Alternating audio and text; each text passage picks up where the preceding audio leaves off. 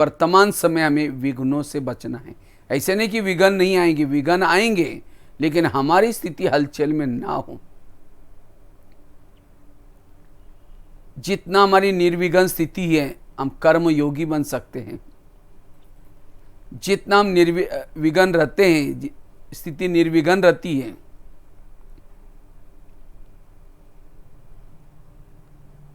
हमारे पास गुण और शक्तियां रहती हैं। अगर हम विघ्नों में होंगे, ईर्ष्या, घृणा, नफरत, एक दूसरे की कमियां, कमजोरियां, देह भान आ जाता है।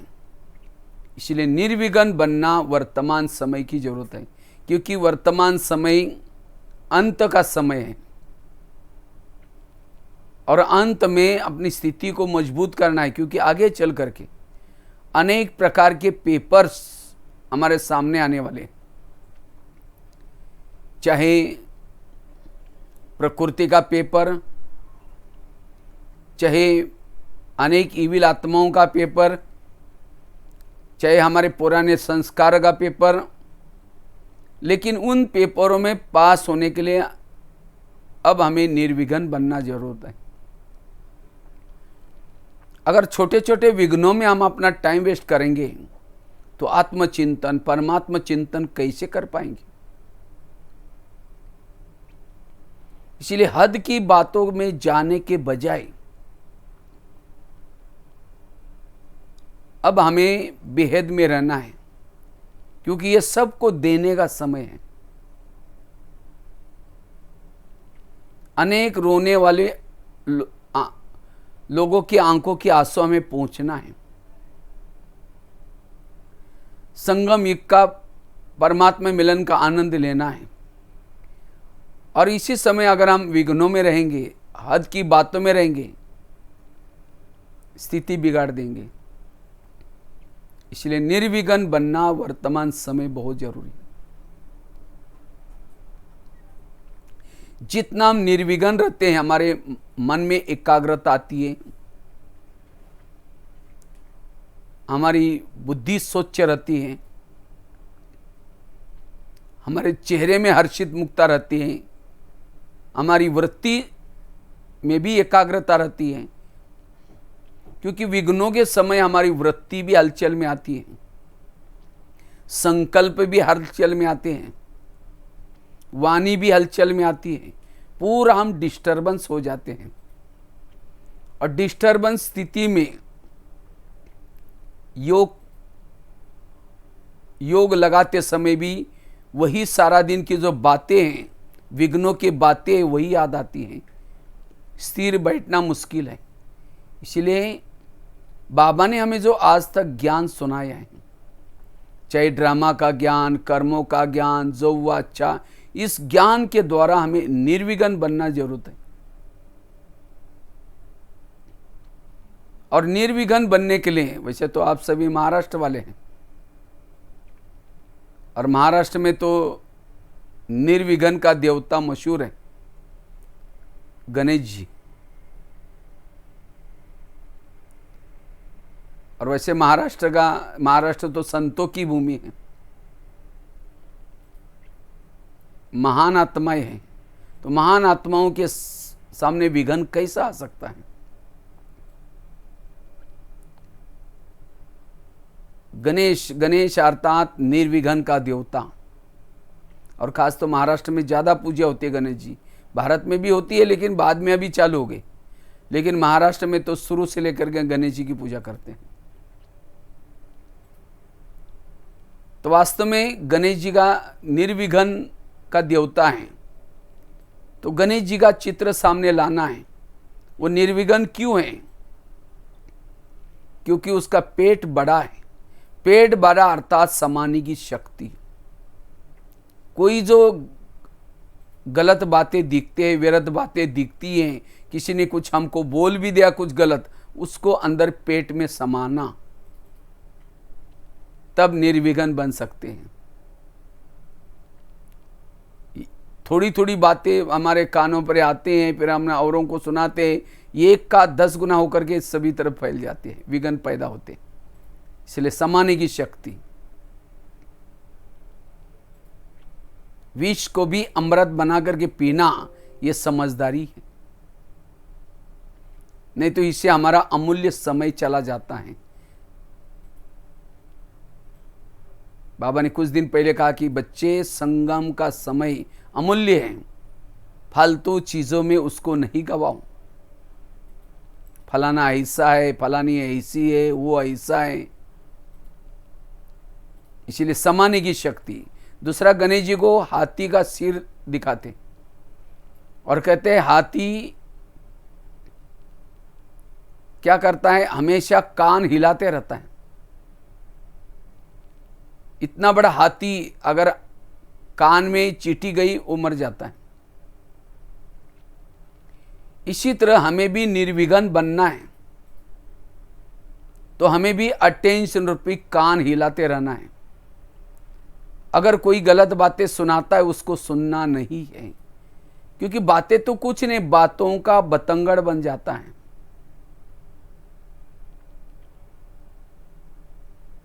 इसलिए ऐसी बातों को हमें कान में घुसने नहीं देना है। अटेंशन रूपी कान हिलाते रहना है, तब निर्विघ्न रहेंगे।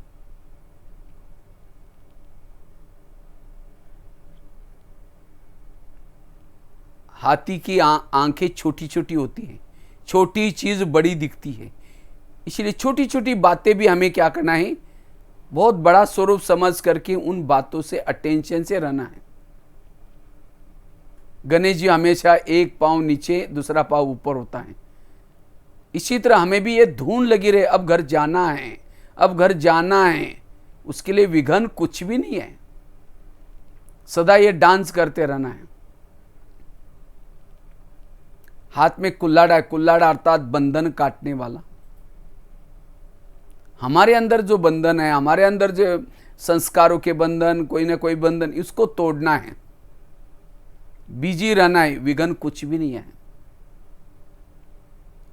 लड्डू दिखाते हैं गणेश जी के पास, लड्डू का भोग लगता है।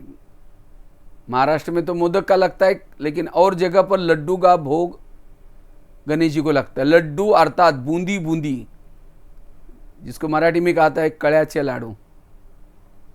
एक एक बूंदी, बूंदी का भी होता है,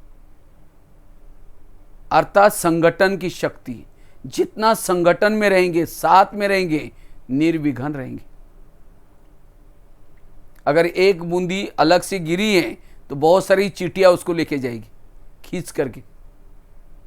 इसी तरह संगठन से अलग हो जाएंगे, माया रूपी चींटी लेके जाएगी, खा लेगी, कच्चा खा लेगी, विघ्न पैदा होंगे। इसलिए संगठन में साथ रहना, संगठन के साथ मिल के रहना, निर्विघ्न रहेंगे। इसलिए निर्विघ्न बनना यह वर्तमान समय बहुत जरूरी है। इसलिए जितना निर्विघ्न रहेंगे, उतना चेहरे पर खुशी होगी, हर्षित मुक्ता होगी।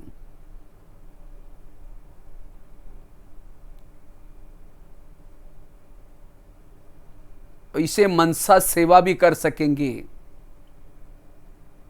अभी तो लॉकडाउन है, सेवाई बाकी सभी ठप हो गई, लेकिन मनसा सेवा ये कर सकते। कौन कर सकता है? जो निर्विघ्न है, वो खुद ही जो रो रहा है, खुद ही विघ्नों में, उसकी मनसा सेवा पहुंच नहीं सकती।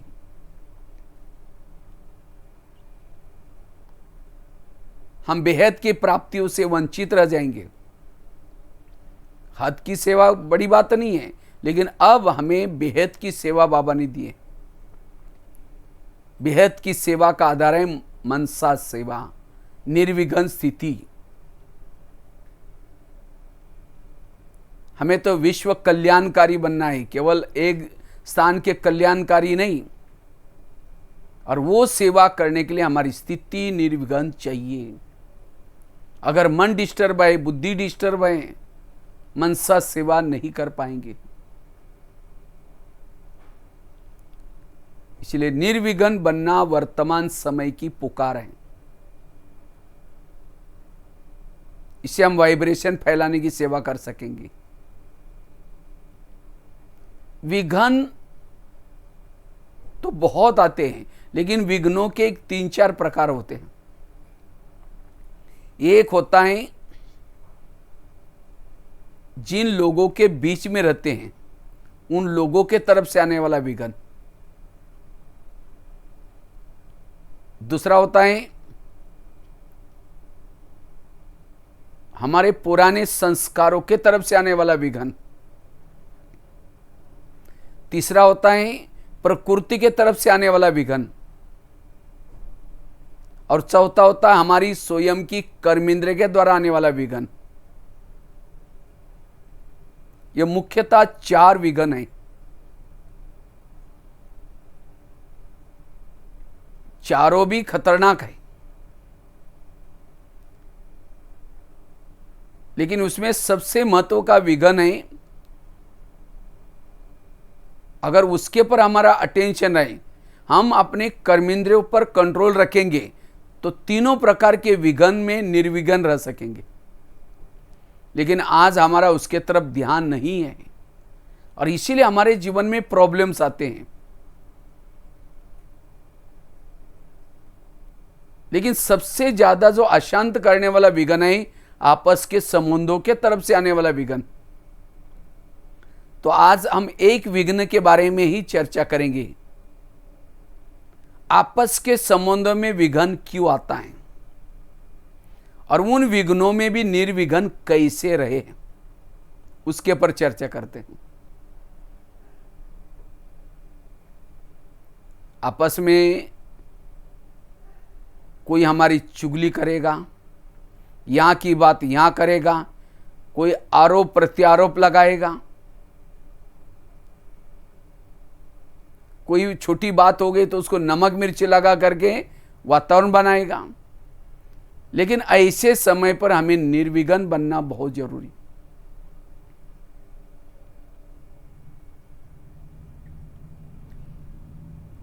ये विघ्न क्यों आती हैं? भले हम सत्य हैं, हम राइट हैं, तो भी ऐसे विघ्न क्यों आते हैं? ये हमारे ही उन आत्माओं के साथ कोई ना कोई पिछले जन्मों के हिसाब किताब होते हैं। क्योंकि हम जो भले बीके हैं, ज्ञानी हैं, तो भी कई जन्मों का हमारा आपस में संबंध है। समझो हम कभी राजा बने होंगे और किसी को अपने राजाई से निकाल दिया होगा, उसको उसी समय की अंदर की बदली की भावना है, मैं भी इसको दिखाऊंगा, और वो जन्म लेते लेते अब कोई ना कोई रूप में आपके सामने आया है। पहले तो अच्छा रहा, फिर बाद में अब विघ्न पैदा कर रहे हैं। लेकिन ऐसे में हमें लगता है अरे ज्ञानी होने के बाद इसको हमने इतना सहयोग दिया, हमने ये किया, फिर भी ऐसा करता है, ये वैसा करता है। कितना भी आप अच्छा करेंगे वो विघ्न ही डालेंगे, क्योंकि आपका उसके साथ हिसाब किताब है, क्योंकि आपने भी उसको किया है। इसलिए ऐसे समय पर हमें चुप रहना, क्वेश्चन से परे रहना, ये बहुत जरूरी है।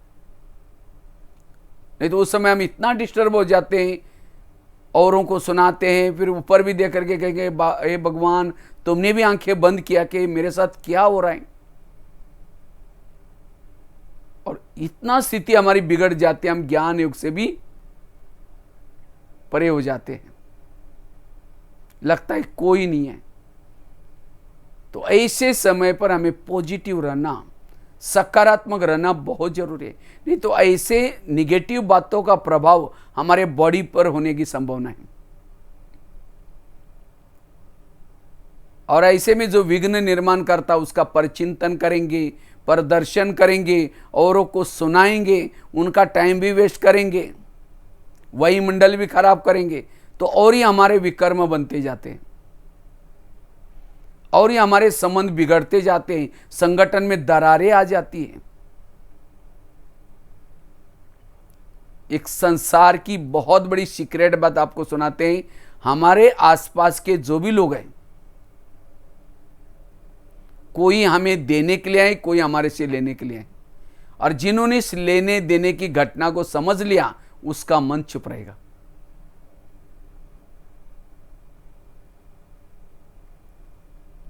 कोई देने के लिए आए, कोई हमारे से लेने के लिए।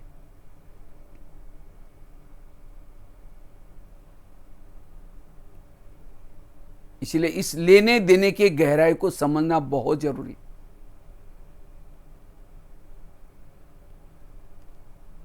हमारे जो संबंधी हैं, हमारा जो शरीर मिलता है, हमारी जो प्राप्ति होते हैं, कर्मों के आधार से होती है।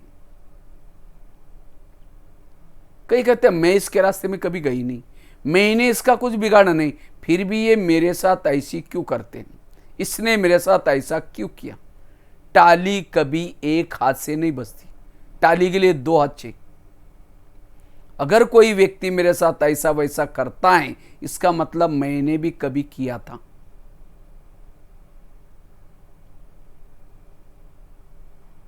इस कर्म गति को समझना और भविष्य के लिए कभी भी कांटे नहीं बोना है।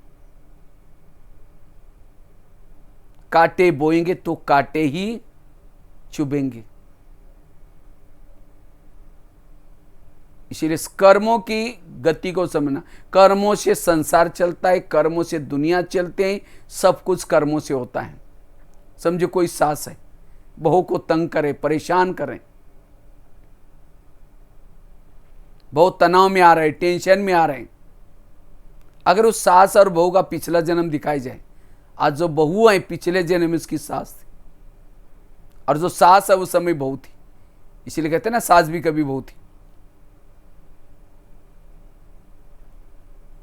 इसी तरह आज हमारे जीवन में अगर हम बहुत अच्छे चल रहे थे, बहुत अच्छा हो रहे थे, लेकिन कोई विघ्न डालता है, समस्या निर्माण करता है, इसका मतलब हमने भी कभी किया था। इस कर्म गति को समझ करके अपने मन को चुप रखना और योगी परमात्मा से कनेक्ट रहना, योग युक्त होकर के रहना। जिसको ही बाबा ने कई दिनों से मुरली में कह रहे कि बच्चे समस्याओं का समाधान करो, कारणों का निवारण करो, बुराई को अच्छाई में बदलो। ये क्यों बाबा कह रहे हैं? क्योंकि इसमें हमारा कल्याण है। लेकिन ये कौन कर सकता है? जिसके पास कर्मों का ज्ञान है, पॉजिटिव थिंकिंग है। इसलिए वर्तमान समय हमें पॉजिटिव रहना, सकारात्मक बनना, निर्विघ्न बनना जरूरी।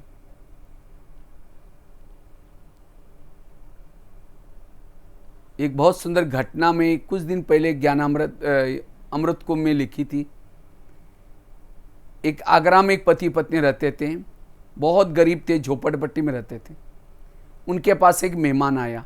वैसा वो मेहमान दिल्ली में खरीदारी करने के हिसाब से आया था, लेकिन जब वो दिल्ली में आया था दुकान बंद थी। अब उसको लगता है बैठे बैठे मैं क्या करूं, मैंने कभी आगरा गए नहीं, देखा नहीं, चलो मैं आगरा घूम के आता हूं। तो व्यापारी क्या करता, आगरा घूम के आया। सारा दिन उसने आगरा घुमा, लेकिन रात को सोने का प्रॉब्लम हो गया। तो जिस होटल में जाता था, जहाँ भी जाता था, सब कहते भाई हमारे होटल बुक है। अब उसको लगता रात को कहाँ सो जाऊँ, अगर कहीं बस स्टैंड पर सो जाओ बैग चोरी हो जाएगी, अगर कहीं स्टेशन पर सो जाओ तो भी चोरी हो जाएगी। बैग में करोड़ रुपए पड़े थे। अचानक उसको याद आया मेरी गरीब पति पत्नी, चलो उनके पास जाता हूँ। रिक्शा करके गया, खाना खाया, बातें की, सब कुछ की। सोने से पहले उसने अपनी बैग खोली, कपड़े चेंज करने थे। तो उसी समय गरीब की पत्नी की नज़र बैग में गई, देखा इसके पास 50 के, 100 के, 500 के बहुत सारे बंडल हैं। उसको लगता है अगर 2-4 बंडल हमको मिल जाएं तो हमारी गरीबी दूर हो जाएगी। रात भर नींद नहीं आई।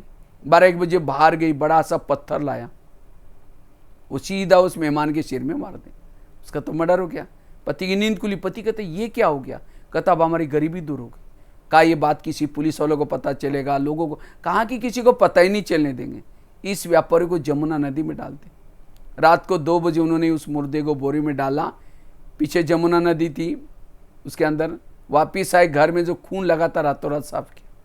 उन्होंने खून के दाग तो मिटाए, लेकिन कर्मों में पड़े हुए दाग को कोई मिटा नहीं सकता। इसीलिए एक भजन है ना, कर्म का लेका मिटे ने रे भाई, लाख करी कोई चतुराई।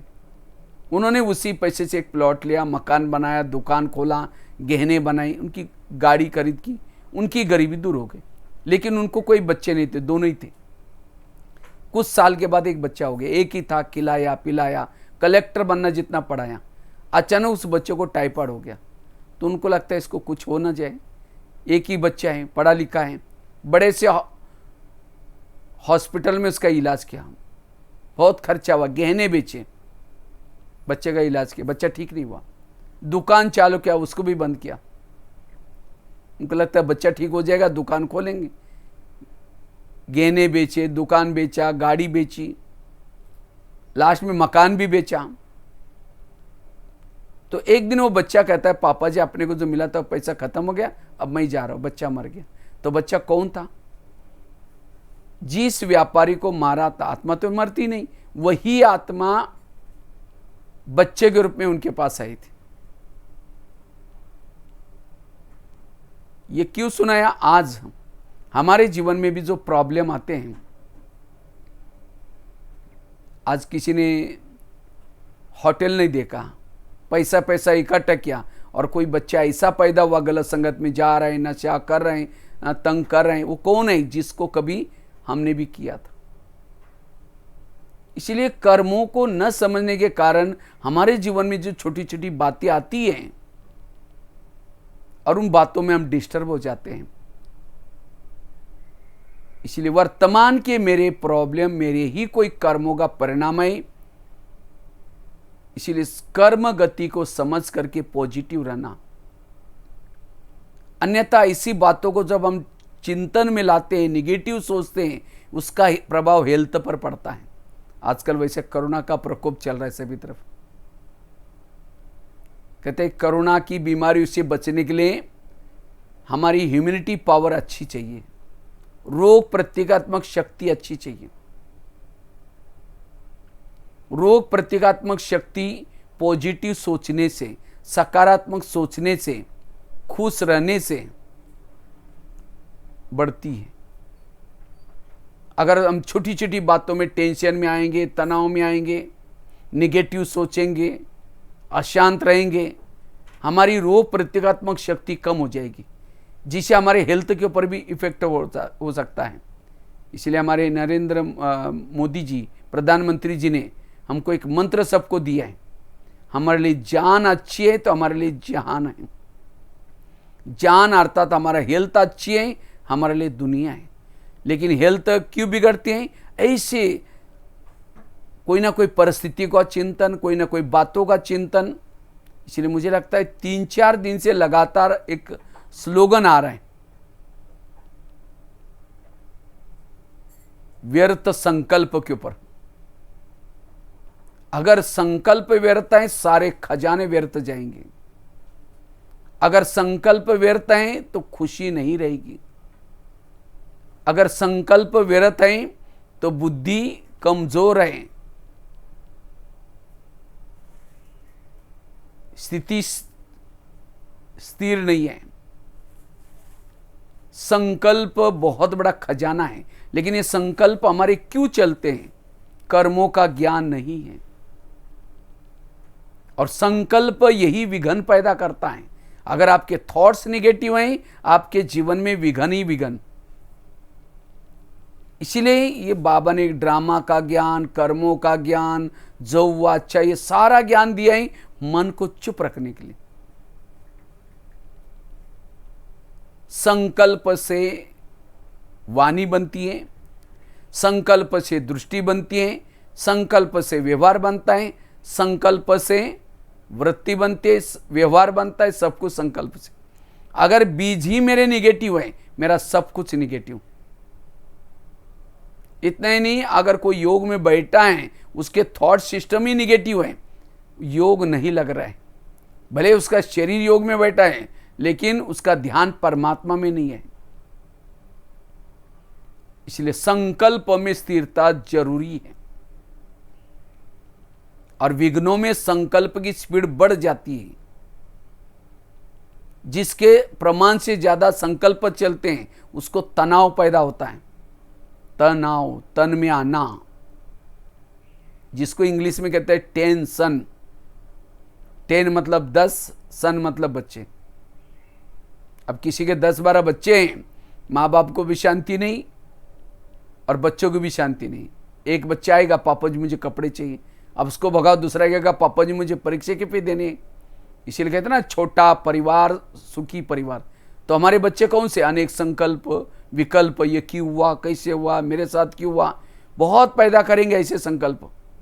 और जब योग में बैठेंगे वही पैदा किए हुए संकल्प आपको शांति में बैठने नहीं देंगे। इसलिए इस कर्म गति के द्वारा मन को स्थिर रखना, अन्यथा हेल्थ के ऊपर इफेक्ट पड़ सकता है। इसलिए कहते भी है ना, जिसका पांव गरम, पेट नरम, दिमाग ठंडा, वहाँ डॉक्टर आने की कोई ज़रूरत नहीं। पाँव गरम चाहिए, पेट नरम चाहिए और दिमाग ठंडा चाहिए। लेकिन आजकल उल्टा होता है, पाँव रहते हैं ठंडे और दिमाग रहता है गरम, क्योंकि ऐसी कुछ निगेटिव परिस्थितियां। इसलिए निगेटिव परिस्थिति में भी हमें पॉजिटिव रहना है, नहीं तो ऐसे निगेटिव परिस्थिति में क्यों क्यों करते करते कभी क्रोध उत्पन्न हो सकता है। क्रोध के आवेश में व्यक्ति क्या करेगा उसका कोई भरोसा नहीं है। बिना सुधरने वाली ऐसी कोई भूल कर बैठता है, जिंदगी में पश्चाताप करना पड़ता है। इसे कुकर को गैस के ऊपर रखेंगे, गरम होता है, गरम होते होते सीटी मारना शुरू करेगा। कुकर सीटी मारेगा तो सब्जी पकाएगा, लेकिन कोई मनुष्य सीटी मारेगा तो। इसलिए पॉजिटिव बनना, सकारात्मक बनना वर्तमान की जरूरत है। जो विघ्नों के समय सकारात्मक बनता है वही परिस्थिति उसके लिए वरदान बन सकती है। जो परिस्थिति के समय निगेटिव सोचता है वही परिस्थिति उसके लिए श्राप बन सकती है।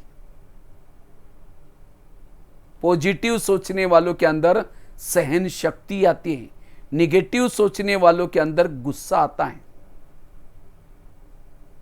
इसलिए समस्याओं का समाधान, कारणों का निवारण, आकाश में थूकेंगे, थूका कहां आएगा?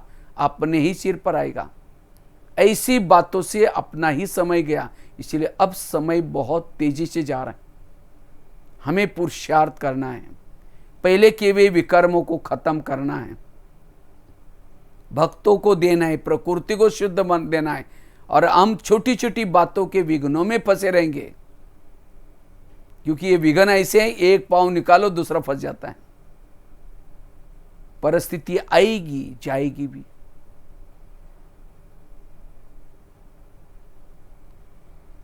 ये तो अभी तो छोटी छोटी परिस्थिति, आगे चल करके बहुत ऐसी परिस्थिति, क्योंकि हमारा ये रिटर्न जर्नी है, युग परिवर्तन का समय है, सबको वापिस जाना है। बिना हिसाब किताब चुकत करके कोई भी वापिस नहीं जा सकता। हिसाब चुकत करने के बाबा ने 3 तरीके रखे हैं। पहला है योग तपस्या करके। वास्तव में हमारे जीवन में विघ्न क्यों आते हैं?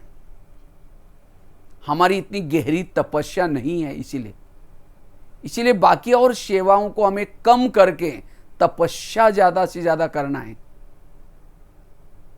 ताकि ऐसे विघ्न ना आए। तपस्या ही विघ्नों को कम करने का एकमेव साधन है। और बाबा ने अभी इस लॉकडाउन में दिया हुआ है, हमारे जन्म जन्मांतर के जो विकर्म हैं वो हमारे सामने पहाड़ बन करके ना आए, क्योंकि आगे चल करके दुखों के पहाड़ गिरने वाले, उस समय हम डिस्टर्ब ना हो। इसलिए अब हमें ज्वाला स्वरूप तपस्या से विकर्म को कम करना है। अगर नहीं करेंगे वो हमें सहन करना पड़ेगा, सहन करने से भी चुक्त हो जाते हैं। सहन भी नहीं करेंगे, तपस्या भी नहीं करेंगे। तीसरा है, जिस समय प्रकृति का परिवर्तन होगा उसमें कई प्रकार की समस्या आएंगी, उसमें हमें उस विनाश के समय सहन करना पड़ेगा, जिसको बाबा कहते हैं धर्मराजपुरी। धर्मराजपुरी कहीं ऊपर नहीं है उस समय, उससे तो मुक्ति तो मिलेगी लेकिन जीवन मुक्ति में नहीं आ सकते। जो परमात्मा को याद करके अपने विकर्म को खत्म करता है वो जीवन मुक्ति में आएगा, सतयुग में पद ऊंचा होगा। जो सहन करके चुक्त करता है वो जीवन मुक्ति में जाएगा, पद कम हो जाएगा थोड़ा सा। और जो दोनों में भी नहीं करता, आने वाले विकराल विनाश के समय से विकर्म को कम करता है, वो मुक्ति में चला जाता है। क्योंकि बिना विकर्म खत्म के पावन, वो भी पावन बनने का साधन है, उसे भी पावन बनते हैं, लेकिन उसे कोई पद नहीं मिलेगा। इसलिए तपस्या हमें करनी है, योग साधना में लगे रहना है, ताकि हमारे जो जाने अनजाने जो भी विकर्म के वो सामने ना आए। इसलिए कर्म गति को समझ करके चलना है। और अब हमें भविष्य में कोई भी ऐसे विकर्म नहीं करना है जिससे हमें विघ्न पैदा हो जाए। तो एक तो कर्म गति को समझने से निर्विघ्न स्थिति रहेगी। समझो चलते चलते किसी ने गाली दी तो क्या सोचा, अच्छा इसका भी बहुत दिन का बाकी था, पूरा हो गया, मन चुप रहेगा। कोशिश करके मन को चुप रखना है। No question, no correction, no quotation, no opposition. तब जाकर के हमारी आत्मिक स्थिति बनेगी, तब जाकर के योग में स्थिरता आएगी। आकाश के चंद्रमा को पानी में देखना है, पानी स्थिर चाहिए। परम धाम के परमात्मा को मन में देखना है, मन हमारा स्थिर चाहिए।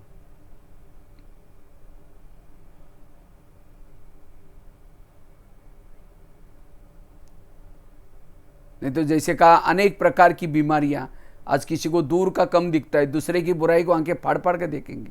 ब्लड प्रेशर बढ़ता है, बीती हुई बातों को याद किया, ब्लड प्रेशर बढ़ गया। आज किसी को शुगर होती है, दूसरे को कंट्रोल में रखने की कोशिश करेंगे, लेकिन आजकल कोई किसी की बात नहीं मानता। सारी बीमारियों का, शरीर की बीमारियों का कारण मानसिक प्रॉब्लम। जिसका मन स्थिर है, मन सकारात्मक है, पॉजिटिव है, उसको शरीर की भी बीमारियां नहीं होगी। इसलिए निर्विघ्न बनना वर्तमान की आवश्यकता है। इससे हम हेल्दी, वेल्दी और हैप्पी बन सकते हैं। इसलिए आजकल डॉक्टर भी क्या कहते हैं, कड़वी चीजें खाना पसंद करो, करेले खाओ, कड़ू नीम के पत्ते खाओ, मेथी के लड्डू खाओ। जीवन में आने वाली कड़वी बातों को डाइजेस्ट कर लो। और जो कड़वी बातों को डाइजेस्ट करता है वो हेल्दी बन सकता है। इसलिए कर्म गति का ज्ञान। दूसरी बात है, अगर हमें निर्विघ्न बनना है, उसके लिए पर चिंतन की बातों से बचना है। विघ्न जो पैदा होते हैं पर चिंतन करने से, एक बात वहां वो बातों का बतंगड़ बन जाता है। इसलिए पर चिंतन से बचना। हर एक के अपने अपने हिसाब है, उस हिसाब में हमें शामिल नहीं होना। जो घटनाएं होते हैं हमें उसमें शामिल नहीं होना है। अगर हम भी होंगे तो हम भी उसमें अंदर हिसाब किताब वाले बन जाएंगे। पर चिंतन से बचना। जब हम निगेटिव चिंतन करते हैं, विरत चिंतन करते हैं, विघ्न और ही बढ़ते जाते हैं, वायुमंडल भी खराब होता जाता है। इसलिए पर चिंतन से बचना। अब कई कहते हैं हम करते नहीं, लेकिन कोई आकर के सुना रहा है तो क्या करें, क्यों सुनाता, हम उसको इंटरेस्ट लेते, अच्छा और क्या हुआ, फिर और क्या हुआ, तो हम भी शामिल हो गए। फिर एक दिन अगर सुना, दूसरे दिन फिर और इधर उधर की बातें ला करके सुनाता रहेगा। और जब हम इन बातों का चिंतन करते हैं तो ज्ञान योग का चिंतन से दूर हो जाते हैं, आत्मिक स्थिति का चिंतन से दूर हो जाते हैं, परमात्मा का चिंतन से दूर हो जाते हैं, देह भान में आते हैं। फिर सोचते अरे ये क्या हो रहा है, ये ऐसा कैसे हो रहा है, ये सब कुछ। पर सभी के अंदर दोष ही दोष नजर आते हैं, किसी के अंदर अच्छाई दिखती नहीं है, प्रॉब्लम ही प्रॉब्लम नजर आते हैं, क्योंकि देह भान में आए। इसीलिए इन बातों से हमें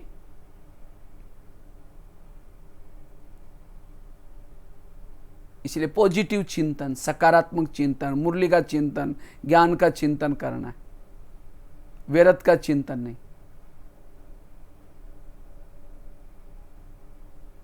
पर चिंतन, बाबा कहता है बच्चे झगमुई झगमुई नहीं करो, पर चिंतन नहीं करो।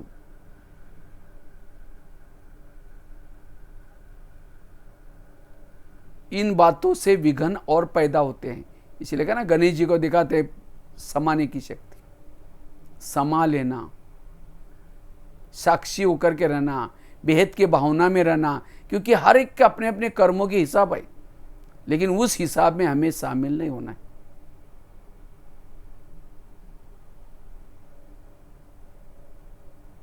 नहीं तो जब जो सुनी हुई बातें, ऐसी बातों का चिंतन योग में भी लगेगा, इसे फिर ज्ञान से भी किनारा करेंगे। इतना अच्छा ज्ञान है, इतना अच्छा पढ़ाने वाला बाबा है, लेकिन हमें फिर ज्ञान के ऊपर भी डाउट आता है, बाबा के ऊपर भी आता है। अगर कोई स्टूडेंट फेल हो गया, टीचर तो बहुत अच्छा है, लेकिन स्टूडेंट फेल हो गया तो दोस्त थोड़ी टीचर के ऊपर लगाते। इसी तरह ज्ञान ऊंचा है, लेकिन किसी का अपना हिसाब, किसी का कर्म, उसमें हमें पर चिंतन करके हमें अपनी भावना को खराब नहीं करना, क्योंकि भावना और योग इसका कनेक्शन है। इसे बाबा भी कहते हैं ना, मेरे बहुत अच्छे अच्छे बच्चे थे, ज्ञान योग करते थे, सेवा करते थे, लेकिन आज वो है नहीं, चले गए। कहाँ गए, क्यों गए? क्योंकि उन्होंने एक दूसरे के दोष देखना शुरू किया।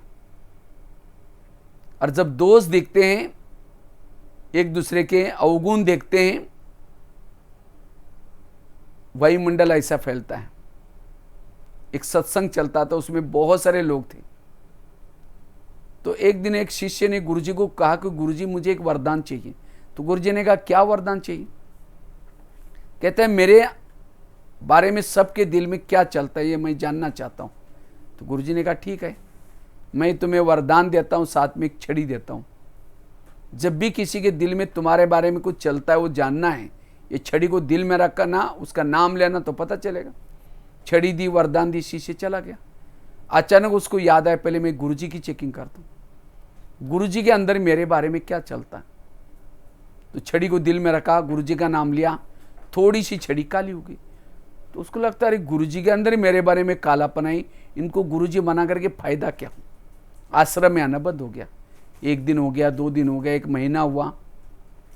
तो गुरुजी उनके घर में जाते हैं, कहते हैं कि क्या जी आजकल आप आश्रम में नहीं आते? नहीं जी, थोड़ा मेरी तबीयत खराब है, मेरा ऐसा वैसा बोलने लगा। तो गुरुजी ने कहा पहले 6 साल से आते थे, आंधी आए, तूफान आए तो भी आते थे। नहीं जी, नहीं, जरूर कुछ बात है। कहा कि गुरुजी आपके अंदर मेरे बारे में कालापन है, इसके कारण मैं नहीं आता। वो छड़ी से मैंने देख लिया। तो गुरुजी ने कहा अच्छा ये बात है, लेकिन तुमने देखा कि तुम्हारे अंदर औरों के बारे में कितना कालापन है? कहा कि नहीं देखा। देखो, शिष्य ने छड़ी को दिल में रखा, अपना नाम लिया, पूरी छड़ी काली होगी। अपनी काली देकर के सिर झुकाया। गुरुजी ने कहा कोई बात नहीं। और शिष्य कहता है गुरुजी मैं कितनी बड़ी भूल करने जा रहा था। कहा कि कोई बात नहीं, मैं भी जब यहाँ आश्रम में आया था शुरू में, मेरी भी छड़ी पूरी काली थी। मैंने तपस्या करते करते इतनी बची है, वो तो मैं कर ही रहा हूँ, लेकिन तुम मेरे को देख करके आश्रम में नहीं आओगे, जो तुम्हारी सफेद बन रही वो भी काली हो जाएगी। फिर वो शिष्य कहता है गुरुजी मैंने बहुत बड़ी भूल की। कोई बात नहीं, कहते दोबारा आओ। दोबारा आता है। ये कहानी किसी और की नहीं, ये हमारी अपनी कहानी है। हम भी यहाँ जब आते हैं, ज्ञान योग करते अच्छा लगता है, लेकिन जैसे ज्ञान योग करेंगे, धीरे धीरे बहनों के संपर्क में आएंगे, सेवा के संपर्क में आएंगे, फिर कहेंगे यहाँ जो पैसे देते हैं ना उसको ज़्यादा आगे करते हैं। वो बहन ऐसे, वो भाई ऐसा है, वो ऐसा है, कुछ ना कुछ दोस्त देखेंगे, भावना खराब हो जाएगी। जो यज्ञ में करते थे, जो सेवा करते थे, बंद। कई तो आना भी छोड़ देते, नहीं आएंगे तो घाटा किसका। आज जिसकी बुराई देख रहे वो तो योग करे, ज्ञान करे, उनकी सफेद छड़ी कितनी है वो नहीं देखा। थोड़ा सा काला दागा है वो तो निकल जाएगा, वो तो ज्ञान योग तपस्या तो कर ही रहे। अगर हम नहीं आएंगे तो हमारा ही घाटा है। इसीलिए बाबा कहते बच्चे किसी के दोष दे करके इस इतनी अच्छी पढ़ाई से वंचित नहीं रहो। बाबा कहते हैं पढ़ाई को नहीं छोड़ो, पढ़ाई से ही ऊंच पद मिलेगा, राजाई घराने में जाएंगे। किसी को देख करके हमें पढ़ाई को नहीं छोड़ना, उमंग कम नहीं करना। और ये क्यों होता है? परचिंतन करने से। परचिंतन करने से अपना गला कट जाता है। 84 जन्मों की सीढ़ी उतारने के लिए कितना जन्म लगे? 84 जन्म, 5000 साल। अब ये चढ़नी है, कितना दिन है? एक जन्म मिला हुआ है, वो भी सबको एक जन्म नहीं मिला है। किसी को 10 साल, किसी को 4-5 साल, किसी को 2 साल। थोड़ा योग किया, थोड़ा ज्ञान किया, थोड़ा सा सेवा की, सीढ़ी ऊपर चढ़ जाते। अमृतवेला की मुरली सुनी, सीढ़ी ऊपर चढ़ गए। लेकिन थोड़ा बैठ करके किसी का परचिंतन किया, दोष देके, जितनी सीढ़ी चढ़ी उतना नीचे। यही करते रहेंगे, थोड़ा पुरुषार्थ करेंगे, ऊपर चढ़ेंगे, फिर बाद में परचिंतन करेंगे, विकर्म करेंगे, फिर नीचे उतरेंगे। यही करते रहेंगे, संगम का समय पूरा हो जाएगा, बीच में लटक जाएंगे। इसलिए अब परचिंतन करने का, दोष देखने का समय नहीं है। ये संगठन में दरारें पैदा करता है, विघन पैदा करता है। इसलिए दोष नहीं देखने, है इंसान है, इंसान में कोई ना कोई खामियां हो सकती हैं, लेकिन वो देख करके हमें परमात्मा के प्रति, ज्ञान के प्रति भावना को खराब नहीं करना। इसलिए पर चिंतन से बचना, दोष देखने से बचना, निर्विघ्न बन जाएंगे। इसलिए समाने की शक्ति चाहिए। तीसरी बात है, अगर हमें निर्विघ्न बनना है, पॉजिटिव बनना है,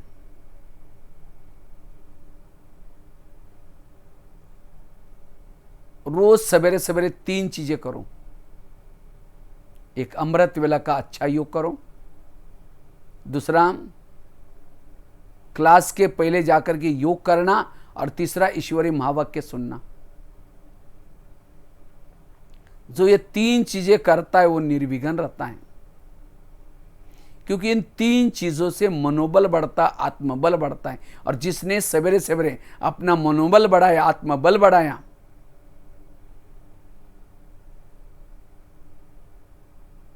उसके लिए कितनी भी परिस्थिति आए,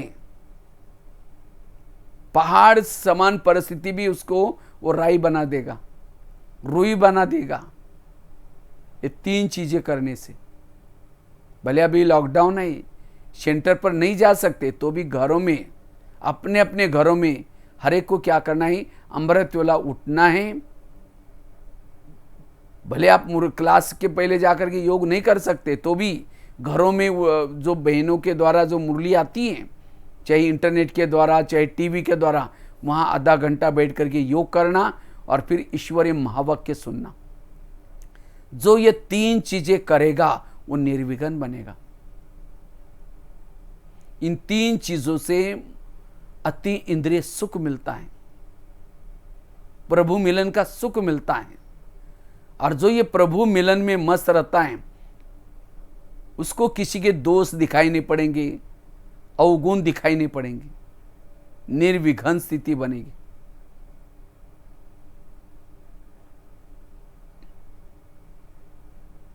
इसलिए अमृत वेला, क्लास के पहले योग और मुरली। कई तो पहले बहाना करते थे, नहीं बहन जी हम तो नहीं आ सकते, थोड़ा घर में दुकान खोलना पड़ता है, थोड़ा बच्चों को स्कूल में जाना पड़ता है। ये तो बहाना है, ये रियलिटी नहीं है। इसलिए हमें पढ़ाई के लिए कोई भी बहाना नहीं करना है। हमें रोज पढ़ाई जरूर पढ़नी है। वो दुकान खोलेंगे, कितना कमाएंगे? 1500। आश्रम में नहीं आएंगे, ज्ञान नहीं सुनेंगे, कितना कमाएंगे? लाखों करोड़ों।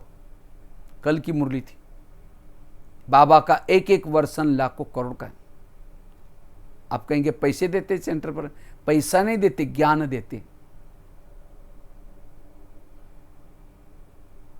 बच्चों को स्कूलों में टीचर कोई पैसा नहीं बांटता, क्या बांटता है? ज्ञान। और जो ज्ञान सुनता है बच्चा, लगन से अच्छे मार्क से पास होता है, वैसा जॉब मिलता है और फिर पूरा जीवन भर में पैसा मिलता है। टीचर ने पैसा नहीं दिया, ज्ञान दिया, लेकिन बाद में पैसा मिलना शुरू हो जाता है। इसलिए ज्ञान को धन भी कहा जाता है। इसी तरह इस कलयुग के अंतिम समय पर, युग परिवर्तन के समय पर स्वयं परमात्मा ने आकर के ये प्रजापिता ब्रह्मा कुमारी विद्यालय खोला है। और इसी विद्यालय में भविष्य 84 जन्मों के लिए, केवल 21 जन्मों की बात नहीं, 84 जन्मों का भाग्य बनाने के लिए परमात्मा ये ज्ञान दे रहा है। कैसे रहना है, कैसे व्यवहार करना है, क्या देखना है, क्या सुनना है, कर्मों का ज्ञान, ड्रामा का ज्ञान, परमात्मा को याद करने का सब ज्ञान दे रहा है। और जो ये ज्ञान लगन से पढ़ेगा, चाल चलन बदलेगा, संस्कार परिवर्तन करेगा, उसको सत्युग की जो प्रॉपर्टी मिलेगी, सत्युग में केवल 9 लाख लोग आते हैं। अभी तो 850 900 करोड़ है, वो नहीं गए वहां सत्युग में। क्यों? उन्होंने पढ़ाई नहीं पढ़ी थी। उनको बुलाते थे, कोई ना कोई बहाना करते थे। इसलिए कहते ना, भगवान जब भाग्य बांट रहे थे, सो रहे थे क्या? इसलिए हमें पढ़ाई जरूर पढ़नी है। गाड़ी के अंदर पेट्रोल डाल दो, वही पेट्रोल का पाइप ड्राइवर के मुंह में डालो तो क्या हो जाएगा? ड्राइवर का भोजन अलग है, गाड़ी का भोजन अलग है। गाड़ी का भोजन है पेट्रोल डीजल, ड्राइवर का भोजन है सब्जी दाल रोटी। शरीर गाड़ी है, इसका भोजन सब्जी दाल रोटी। इसका जो आत्मा ड्राइवर है, इसका भोजन है पॉजिटिव सकारात्मक विचार। तो रोज हमें ये पढ़ाई पढ़नी है। जैसा आत्मा को विचार देंगे वैसे विकार पैदा होते हैं। ब्रह्मा कुमारी का केंद्र ये आत्मारूपी ड्राइवरों को भोजन करने का डाइनिंग हॉल है। सकारात्मक विचार। आज टीवी खोलो निगेटिव, अखबार खोलो निगेटिव, सभी तरफ निगेटिव। इसीलिए पढ़ाई, ये 3 चीजें करने वाला निर्विघ्न रहेगा। एक 2 महिलाएं थी। एक महिला रहती थी नीचे की मंजिल पर, दूसरी रहती थी 2 मंजिल पर। तो 2 मंजिल वाली क्या करते हैं, रोज अपने घर के खिड़की से पड़ोसनी के छत पर देखती हैं। वो छत पर कपड़े सुखाते हैं, उसके कपड़े देकर के पति को बुलाती हैं। कहते इसको कोई अक्ल नहीं, कितने गंदे कपड़े, कितने मैले कपड़े। पति को कहते जाओ पूछ क्या, वो क्या साबुन लगाते हैं, क्या सर्फ लगाते हैं। पति कुछ नहीं बोलता, रोज बुला करके कहते जाओ पूछ क्या। एक दिन जब उसने उसी खिड़की से देखा तो पड़ोसनी के कपड़े अच्छे दिखने लगे। फिर पति को बुलाया, कहते आज इसको कैसे अक्ल लगी, कितना अच्छा धुला, क्या जाओ पूछ क्यों। पति धीरे से मुस्कुराता और कहता है आज सवेरे सवेरे मैंने अपने घर के खिड़की के कांच साफ किए। उनके कांच गंदे थे, इसलिए कपड़े गंदे दिखते थे। इसी तरह जिस दिन सेंटर पर नहीं जाएंगे, ज्ञान नहीं सुनेंगे, खिड़की गंदी रहेगी। और जिसकी खिड़की गंदी है उसको सब कुछ गंदा दिखता है।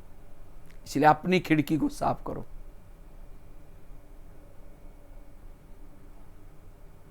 तब निर्विघ्न बनेंगे।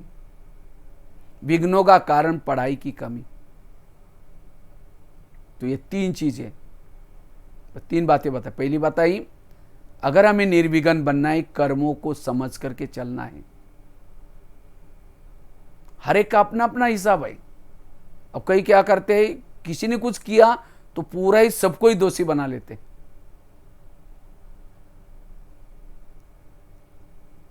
दूध गर्म लगा इसलिए छाछ को भी फूंक के पी रहे।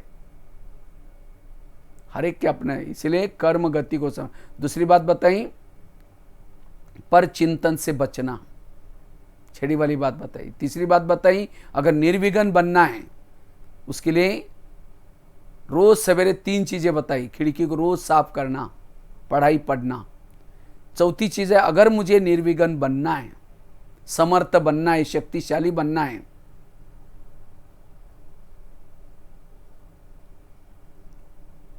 उसके लिए गीता का, रामायण का, महाभारत का मंत्र याद रखना। जो हुआ अच्छा हुआ, जो हो रहा अच्छा, जो होगा वो भी मेरे जीवन की हर घटना में कल्याण है। संसार कल्याणकारी है, घटनाएं कल्याणकारी है। घटनाओं के पीछे कुछ ना कुछ, इसलिए नथिंग न्यू। तो हमें निगेटिव नहीं बनना। एक रामायण की घटना सुनाते हैं, राम राजा बनने वाला था। रात में आकर के मंत्रा ने कई को 2-4 उल्टी बातें सुनाई। तुम्हारा बेटा भी तो है, तुम अपने बेटे को छोड़ करके राम को राजा बना रहे।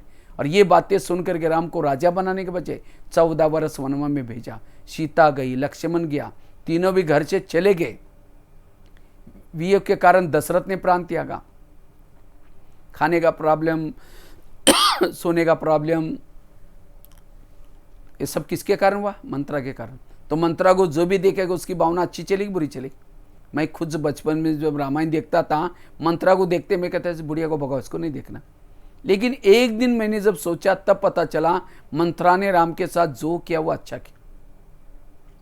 अगर मंत्रा रात में उनके घर में ना आती, राम राजा बनता, जंगल में नहीं जाता, सीता की चोरी ना होती, रावण को ना मारता, राम की महिमा कोई नहीं गाता। राम की महिमा किसके कारण? मंत्रा के कारण। इसी तरह हर एक के जीवन में भगवान ने कोई ना कोई मंत्रा रखे जो चुगली करते हैं, यहाँ की बातें वहाँ करते हैं। लेकिन हमारा जो प्रॉब्लम विघन है वो उस मंत्रा के कारण। राम जब वनवास से आता है, सबसे पहले जब उनका स्वागत सम्मान होता है, विजय बन के आया था, लेकिन उस समय मंत्रा कहीं कहीं आई नहीं। तो कहता है कि देखा ये है ही नहीं, तो भागे भागे गया उनके पास, कहा कि माँ आप लोग क्यों नहीं आए? कहते बेटा मैं कैसे आऊँ, मैंने तो तेरे को वनवास में भेजा था। कहते नहीं माँ आपने भेजा, इसलिए तो मैं पुरुषोत्तम राम, भगवान राम, विजय राम बन के आया हूँ। ये है पॉजिटिव। वो ये नहीं सोचा अच्छा तुम तो बुढ़िया है ना, तुमने मेरी चुगली किया ना, 2 थप्पड़ नहीं मारी। इसी तरह हमारे जीवन में कोई विघ्न निर्माण करता है, परिस्थितियां निर्माण करता है, उससे हमारा कल्याण है। पॉजिटिव रहो, उसको दुआएं दो, उसके लिए निगेटिव नहीं सोचो।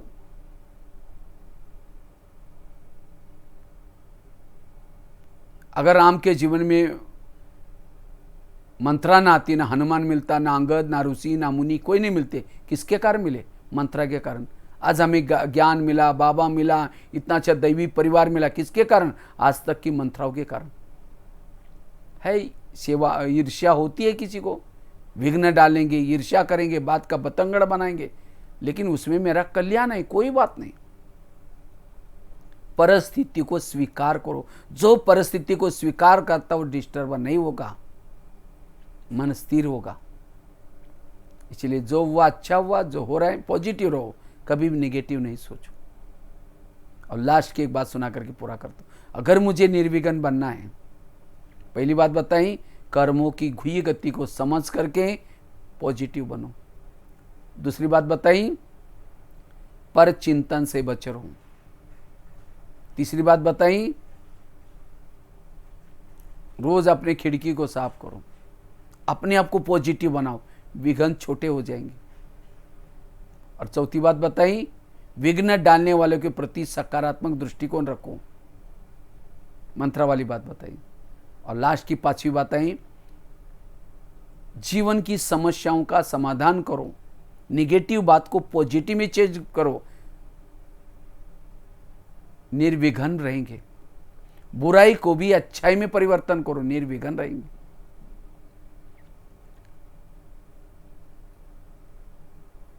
किसी ने गाली भी दी, क्या सोचो, गाली नहीं दी, मेरे पर गुलाब का फूल डाल दिया। किसी ने मेरा परचिंतन किया, वायुमंडल खराब किया, कोई बात नहीं, पॉजिटिव लो। परचिंतन नहीं किया, मेरा कीर्तन भजन गाया। जैसे कीर्तन भजन में 2-4 जन इकट्ठे होते, एक जन टाल बजाता, एक जन डपला बजाता, एक जन गाता है, 2-4 जन सुनते हैं, उसको कहते हैं कीर्तन भजन। तो परचिंतन में 2-4 जन इकट्ठे होते, ये है ही ऐसी, इसने ऐसा ही किया। जो परचिंतन करेंगे द्वापर में आपके भगत बन के आएंगे, जहां मंदिर बनेंगे। जिसने कहा था कि वही ऐसी, हो क्या कहेगा, देवी तुम बड़ी महान हो। जिसने हाँ मैं मिलाया वो ढोल बजाएगा, कोई तबला बजाएगा, कोई झांझ बजाएगा। जिसने सुना था वो भगत बन जाएंगे, भावना अच्छी बनाएंगे। तो भगत चाहिए कि नहीं? परिस्थिति को पॉजिटिव बना दो, निर्विघ्न रहेंगे, हल्के रहेंगे।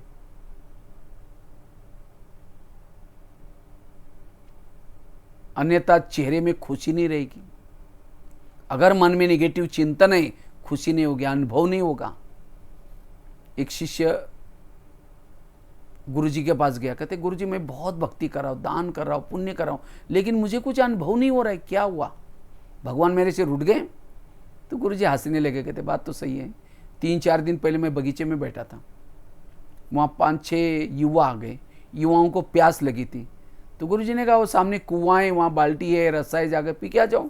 तो 5-6 युवा वहाँ चले गए, बाल्टी को रस्से से बांधा, कुएं में छोड़ा, पानी खींचा, पानी कुछ नहीं मिला। दोबारा बाल्टी डाली, फिर खींचा, पानी नहीं मिला। तीसरी बार डाली, चौथी बार, 10 बार बाल्टी डालते रहे, पानी नहीं मिला, छोड़ के चले गए। कुएं में पानी था, बाल्टी थी, रस्सा था, तो भी प्यासे गए। क्यों? बाल्टी को छेद थे, बाल्टी को छेद थे। वो तो कुएं के पास गया था, युवा 5-6 कुएं के पास गए थे। हम कहाँ हैं? सागर के पास। परमात्मा शांति का सागर, आनंद का सागर, गुणों का सागर। लेकिन तो भी अगर प्यासे हैं, अनुभव नहीं हो रहा है, डिस्टर्ब है, विघन है, इसका मतलब मेरे मन को छेद है। हम पुरुषार्थ भी कर रहे, योग भी लगा रहे, अगर वेरत संकल्प की लीकेज है, खाली हो जाएंगे। घड़ा भर दिया, अगर छेद है, पानी सारा जाएगा। आंधा पीस रहा है, कुत्ता बैठ करके खा रहा है। मराठी में कहते हैं आंधळ दळतं आणि कुत्रे पीठ खातं। हम योग लगा रहे, पुरुषार्थ करें, लेकिन मन में निगेटिव सोच चल रहे, सारा खाली। मन के लीकेज को बंद कर दो, व्यर्थों से मुक्त बनो, निर्विघ्न रहेंगे, शक्तिशाली बनेंगे। इसलिए बुराई को भी अच्छाई में बदलो। जो बुराई को अच्छाई में बदलता है, वही परिस्थिति उसके लिए वरदान बनती है। एक वैसे तो आप लोग बिल्कुल महाराष्ट्र में, वो भी संतों की जगह पर, पंढरपुर के आसपास ही रहते हैं। अंबे जोगाई, तो कितना अच्छा नाम है।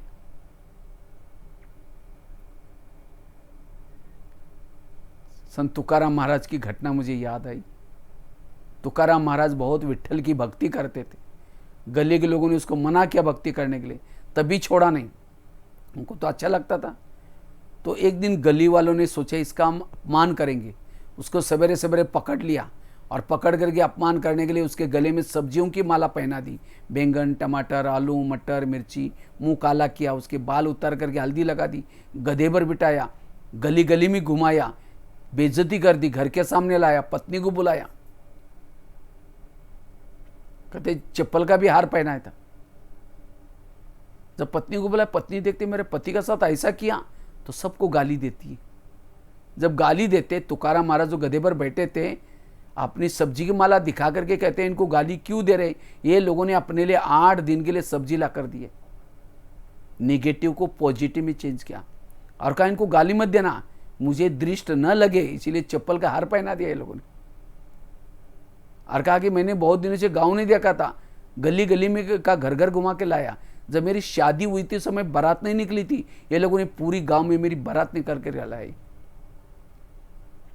और कहा कि मेरे सिर में फोड़े हो गए थे, मैंने बहुत दवाई की, ठीक नहीं हुआ। ये लोगों ने मेरे बाल उतर करके हल्दी लगाई। हल्दी तो एंटीबायोटिक का काम करते, अब ठीक हो जाएगा। बुराई को भी अच्छाई में बदल दिया। इसको कहेंगे सहन शक्ति। आज उसकी पूजा हो रही। तो कोई मेरे लिए कुछ भी करता है, अगर हम सत्य हैं तो हमें सोचने की कोई ज़रूरत नहीं, सत्य को सिद्ध करने की कोई ज़रूरत नहीं तो हम ये करके सोच सोच करके बातों में इतना डिस्टर्ब हो जाते हैं, वायुमंडल खराब करते। कोई कुछ भी कहता है, इसी बातों को छाड़ दो, बुद्धि से निकाल दो, पॉजिटिव बनो, तब निर्विघ्न बनेंगे। वर्तमान समय निर्विघ्न बनना बहुत जरूरी है। अन्यथा अगर हम सारा दिन निगेटिव सोचेंगे, योग के समय हमारा योग नहीं लगेगा। योग में माया आती है, मतलब कोई राक्षस नहीं आता। सारा दिन की निगेटिव बातें बुद्धि को अस्वच्छ करती है, मन को डिस्टर्ब करते, भारी करते। जब योग में बैठेंगे, वही बातें मन को ऊपर उड़ने नहीं देंगी। बुद्धि के सामने ना परमधाम का ना परमात्मा का विजन आएगा। बुद्धि भटकेगी, मन भटकेगा, और मन बुद्धि यही हमारे आत्मा को चार्ज करने का साधन है। जैसे आईने के सामने खड़े हो गए, आईने के ऊपर धूल है, चेहरा स्पष्ट दिखाई नहीं पड़ेगा। इसीलिए बुद्धि को क्लीन करो, मन को हल्का रखो। कब रहेगा? जब निर्विघ्न बनेंगे, निगेटिव को पॉजिटिव में चेंज करेंगे। जो निगेटिव को पॉजिटिव में चेंज करता है उसके पास एक शक्ति आती है और उस शक्ति का नाम है सहन शक्ति।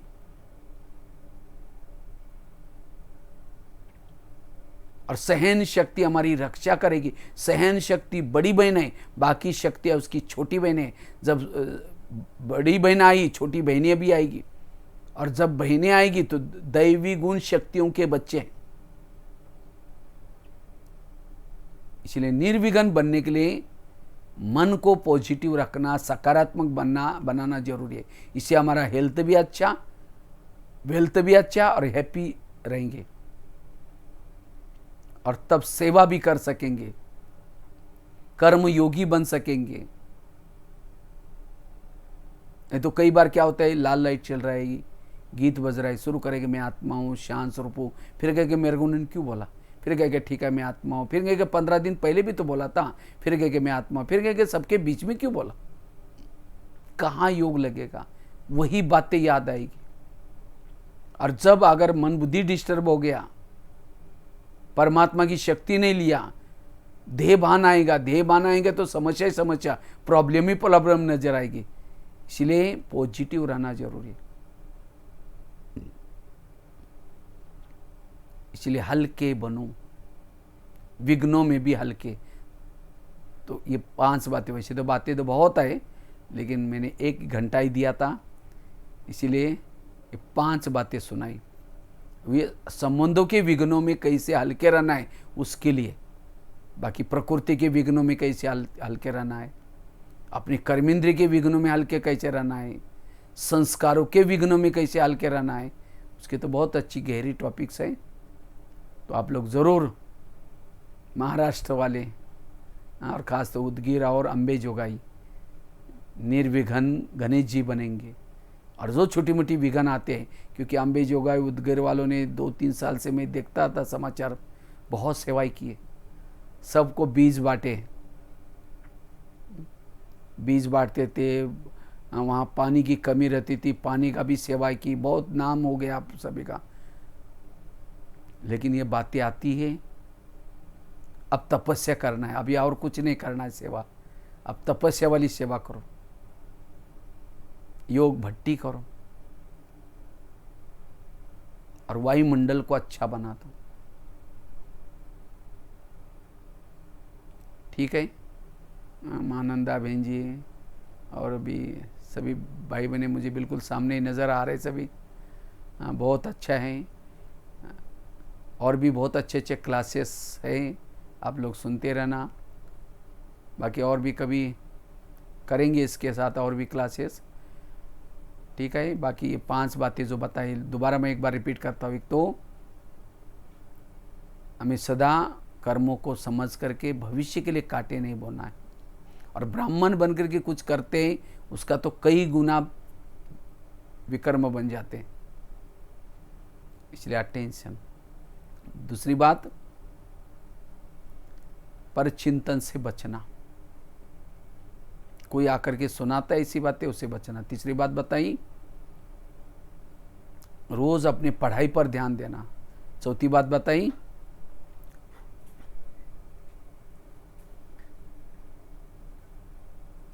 अगर हमें पॉजिटिव बनना है, सकारात्मक बनना है, ये गीता महाभारत का मंत्र याद रखना, जो हुआ अच्छा हुआ, हर बात में कल्याण है, पॉजिटिव। और लास्ट की बात बताई, निगेटिव को पॉजिटिव में चेंज करो। ठीक है, बाकी 2 मिनट योग करके हम कार्यक्रम पूरा करेंगे। सभी अपनी जगह पर कमर सीधी करके बैठेंगे और सभी अपनी भ्रुकुटी में आत्मा के स्वरूप में स्थित रहेंगे।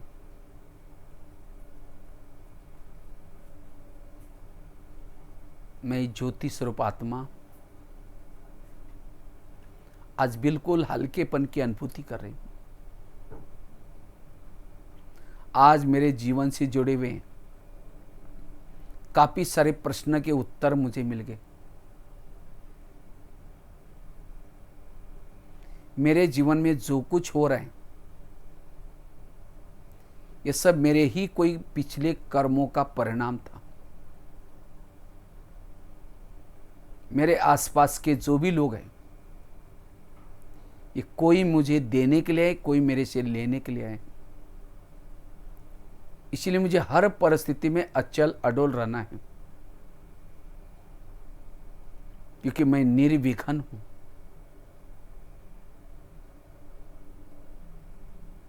मुझे अनेक रोने वालों की आंखों के आंसू पोंछने, ये विघ्न मुझे आगे बढ़ाने के लिए आते हैं। विघ्नों में मैं कभी भी हलचल में नहीं आऊंगा। सर्वशक्तिवान बाबा मेरे साथ में है। ड्रामा कल्याणकारी है।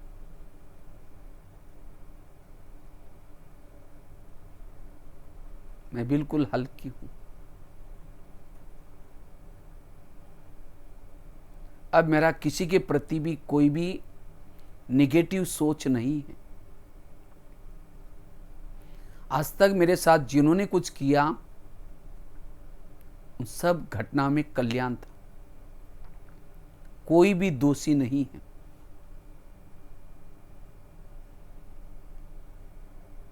मैं इस संसार में आकर के हीरो पार्ट बजाया। अब मेरी रिटर्न जर्नी है। मुझे इस सभी हिसाब को चुक्त करके अब वापिस जाना है। मेरे अपने मूल वतन में जाना है, अव्यक्त वतन में जाना है। अब मैं बुद्धि के द्वारा अपने अव्यक्त वतन की यात्रा कर रही हूं।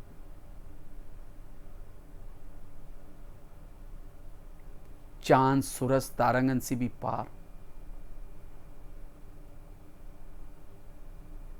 वो फरिश्तों की दुनिया, लाइट माइट की दुनिया, जहां फरिश्तों का राजा ब्रह्मा बाबा है। मैं बिल्कुल उड़ती हुई उसके पास जा रही हूं। जैसे मैं उस अव्यक्त वतन के नजदीक जाती हूं, वहां की शक्तिशाली वाइब्रेशन से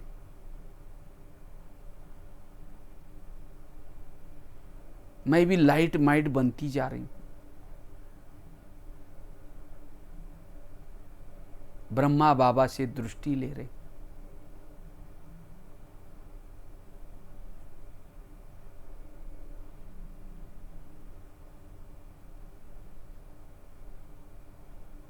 अब धीरे धीरे मैं ऊपर की तरफ जा रही हूं, मूल वतन में, जहां चारों ओर सुनहरी लाल प्रकाश में दुनिया है, गहरी शांति है। जैसे मैंने बुद्धि के द्वारा वहां पहुंची, यहां आते ही मेरी बुद्धि क्लीन और क्लियर होती जा रही। मेरे अंदर की सारी नेगेटिव एनर्जी समाप्त हो गई। मैं ऊर्जावान बनती जा रही हूं, चार्ज होती जा रही हूं। मैं परम धाम में सर्वशक्तिवान की किरणों के नीचे हूं।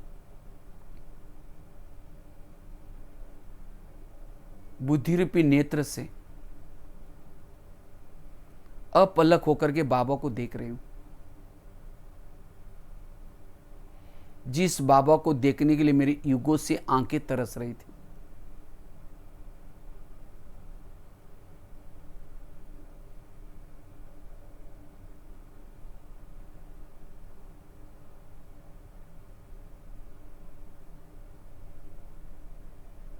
अब मेरी सारी थकान मिट गई। अब विघ्न मेरा कुछ नहीं बिगाड़ सकते। मैं शक्तिशाली बनती जा रही हूं।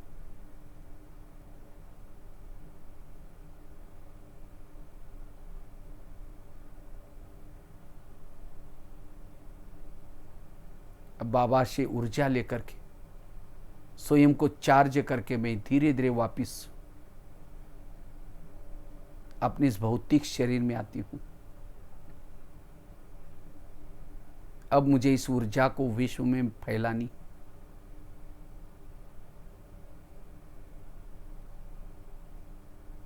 मैं आत्मा हूं,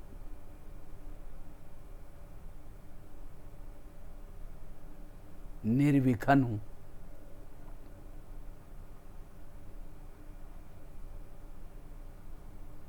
सुख करता दुख हरता हूं।